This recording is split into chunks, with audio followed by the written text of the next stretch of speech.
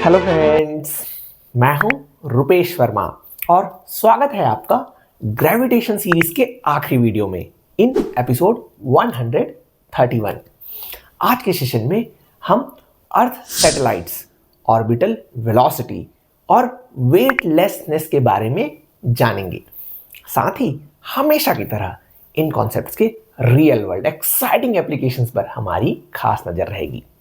आपको ध्यान हो, पिछले सेशन में जब हम ऑब्जेक्ट्स को अर्थ सरफेस से लॉन्च करा रहे थे तो पहले तो वो धरती पर लौटकर वापस आ जा रहे थे।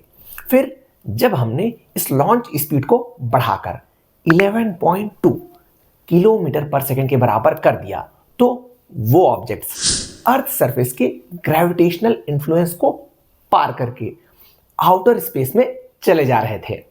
Do you remember? आपको पता है, उस 11.2 किलोमीटर पर सेकंड की एस्केप स्पीड को अचीव करने से पहले भी there is an interesting scenario जिसके बारे में जानकर डेफिनेटली आपको बहुत मजा आएगा। अब मान लीजिए कोई ऑब्जेक्ट अर्थ सरफेस से थोड़ी ही ऊंचाई पर हमारी धरती के चक्कर लगा रही है, तो उसमें कौन कौन से फोर्सेस लग रहे होंगे? सबसे पहले तो हमारे अर्थ के ग्रेविटेशनल अट्रैक्शन के कारण उस पर G m1 into m2 upon r square के बराबर फोर्स लग रहा होगा। And because of the circular motion of the object उस पर एक सेंट्रीफ्यूगल फोर्स भी लग रहा होगा, है कि नहीं, जिसकी value mv square upon r के बराबर होती है। नाउ इन दोनों फोर्सेस को इक्वेट करने पर आपको उस ऑब्जेक्ट की हमारे अर्थ के अराउंड ऑर्बिटल वेलोसिटी की वैल्यू प्राप्त हो जाएगी, which is under root G M upon r, जिसे आगे आप और सिंप्लीफाई कर सकते हो।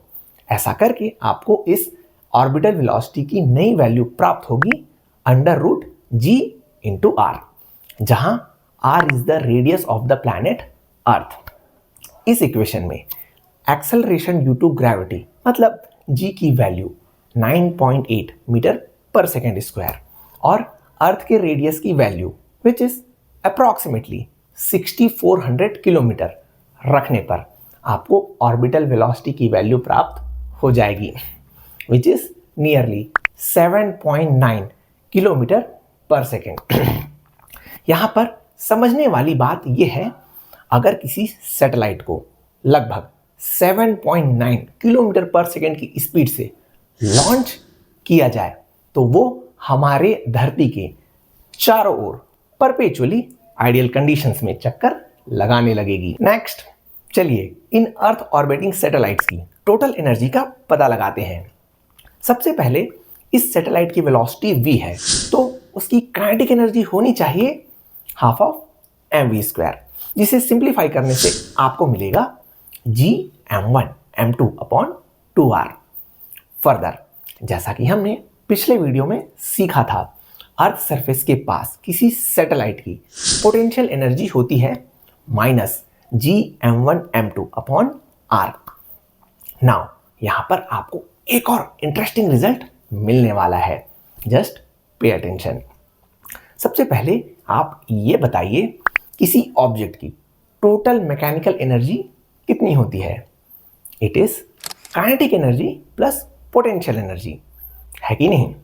इस हिसाब से अर्थ सरफेस के पास उस सैटेलाइट की टोटल मैकेनिकल एनर्जी होनी चाहिए minus G m1 m2 upon 2r। एक बार फिर से सुनिए, अर्थ सरफेस के पास ऑर्बिट करने वाले ऑब्जेक्ट या सैटेलाइट की total mechanical energy minus G m1 into m2 upon 2r के बराबर होती है। बट वेट, यहां पर माइनस साइन कहां से आ गया? सोच के देखिए दोस्तों, ऐसा इसलिए है क्योंकि अगर इन अर्थ ऑर्बिटिंग सैटेलाइट्स की टोटल एनर्जी पॉजिटिव या जीरो भी हो गई तो ये सैटेलाइट्स एस्केप करके इंफिनिटी में चले जाएंगे। Do you remember that condition for escape velocity? और यही कारण है कि इन सैटेलाइट्स की टोटल मैकेनिकल एनर्जी हमेशा नेगेटिव होती है, जिसके चलते वो हमारी धरती के ग्रेविटेशनल इन्फ्लुएंस को पार ना करके एक बाउंड स्टेट में रहते हैं। नेक्स्ट, चलिए कुछ कॉमन अर्थ ऑर्बिटिंग आर्टिफिशियल सैटेलाइट्स के बारे में जान लेते हैं। Number 1, polar satellites. जैसा कि नाम से ही समझ में आ रहा है, ये वो सैटेलाइट्स हैं जो अर्थ के नॉर्थ और साउथ पोल से होते हुए हमारी धरती का चक्कर लगाते रहते हैं। And I will tell you how exactly they capture the data. अब मान लीजिए ये बॉल हमारा अर्थ है और ये अपने एक्सिस के अबाउट ईस्ट से वेस्ट डायरेक्शन में रोटेट कर रहा है। नाउ हमारे इस रोटेटिंग अर्थ के नॉर्थ साउथ डायरेक्शन में चक्कर लगा रहे हैं पोलर सैटेलाइट्स। इसका मतलब इन पोलर सैटेलाइट्स में लगा कैमरा इनकी एक ऑर्बिट के दौरान हमारे अर्थ सरफेस का एक छोटा सा स्ट्रिप ही कवर कर पाता है। करेक्ट।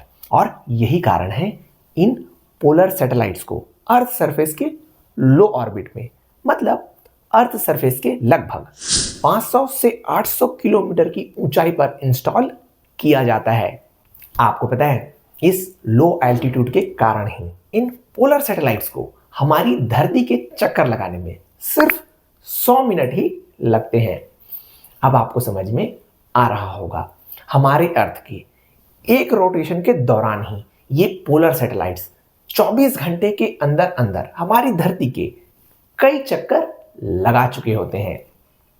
आसान भाषा में, इन पोलर सैटेलाइट्स में लगा कैमरा इसके एक ऑर्बिटल मोशन के दौरान अर्थ सरफेस की सिर्फ एक स्ट्रिप की ही स्टडी कर पाता है और सब्सिक्वेंट ऑर्बिट्स में ये polar satellites strip by strip करते हुए हमारे पूरे अर्थ सरफेस का डेटा कैप्चर कर लेते हैं।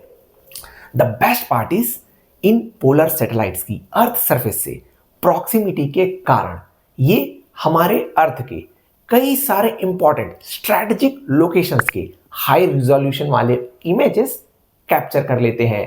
And you know, in polar satellites के द्वारा कैप्चर किया गया डेटा रिमोट सेंसिंग, मेटीरियोलॉजी और इन्वायरमेंटल स्टडीज के लिए भी बहुत ही ज़्यादा यूजफुल होता है। दैट्स ऑसम, है ना।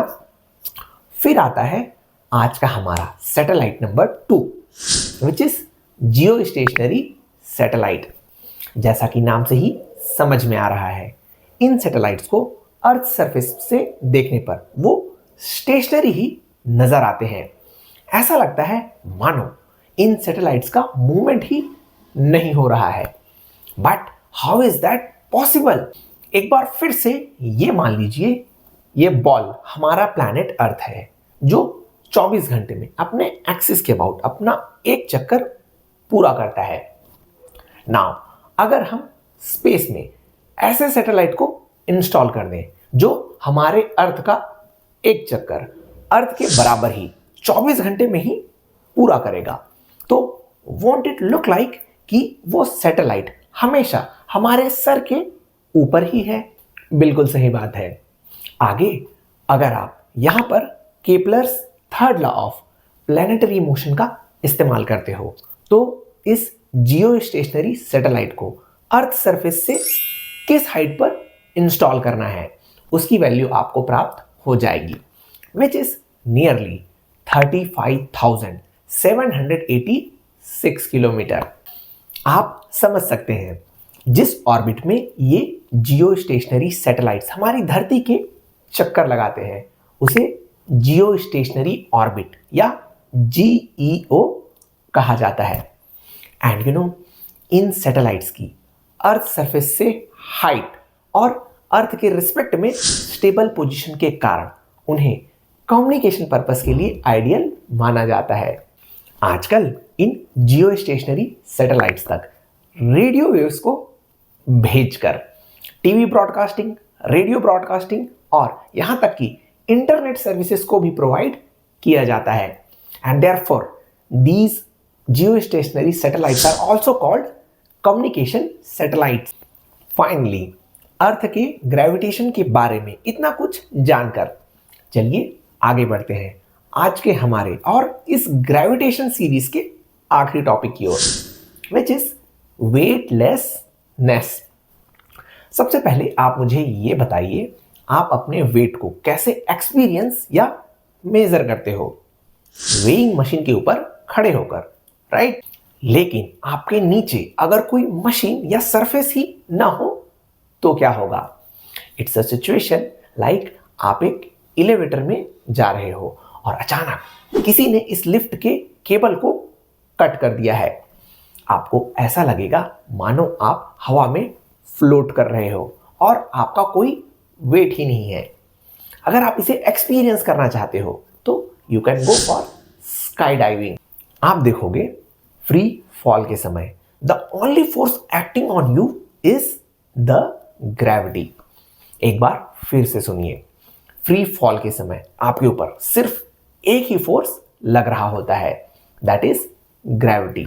यहां पर आपके ऊपर टेंशन या नॉर्मल रिएक्शन जैसा कोई दूसरा कॉन्टैक्ट फोर्स नहीं लग रहा होता, विच इंप्लाइज जब कभी आपके ऊपर कोई कॉन्टैक्ट फोर्स ना लग रहा हो तो आपको ऐसा सेंसेशन होता है मानो आप फ्लोट कर रहे हो, और इसे ही वेटलेसनेस कहते हैं। This is something astronauts experience all the time when they are inside the space station और इन एनी अदर स्पेसक्राफ्ट।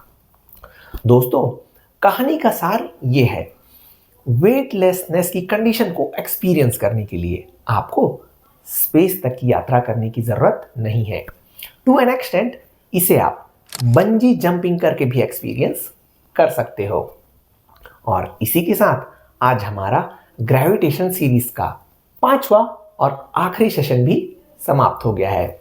आपको आज का वीडियो कैसा लगा मुझे कमेंट करके जरूर बताएं। एक एक्साइटिंग एपिसोड के साथ आपसे फिर मुलाकात होगी अगले हफ्ते। तब तक keep commenting, keep sharing. Happy Sunday, happy learning.